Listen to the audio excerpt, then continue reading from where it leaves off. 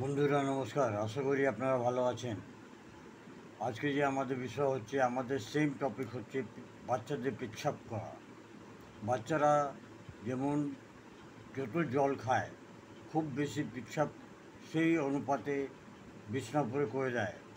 যদি 1 লিটার জল খেয়ে থাকে কিংবা হাফ লিটার জল খেয়ে থাকে, তো এমন পেচ্ছাপ করবে মনে হবে যে শরীর থেকে পুরো জলটাই বেরিয়ে গেছে, যা জল খেয়েছিল সব জলগুলো বেরিয়ে গেছে। এই রোগের মধ্যে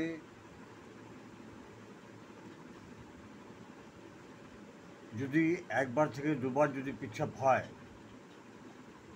আর বাচ্চা ঘুম থেকে যে না ওঠে, শরীর যদি রক্তের অভাব হয়ে যায়, শরীর যদি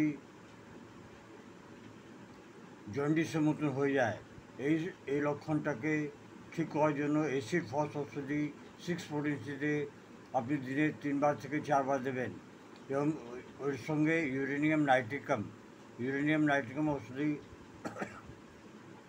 200 potency দিনে একবার অবশ্যই দেবেন।